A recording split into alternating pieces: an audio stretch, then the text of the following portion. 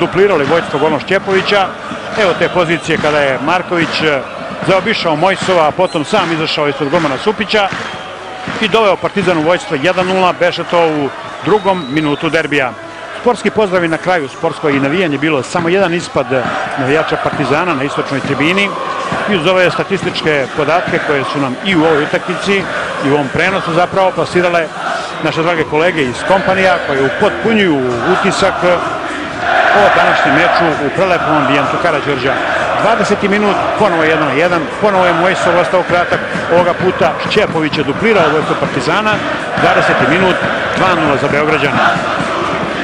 U drugom poluvremenu pak šef stručnog štaba Novosađana, Dejan Vukićević, osvežio napad.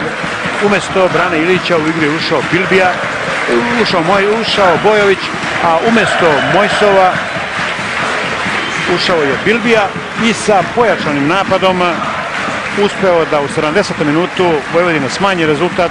2:1 strelac Milan Bojović. U preostalih 20 minuta, dakle, Vojvodina jeste održala prednost što se poseda lopte tiče.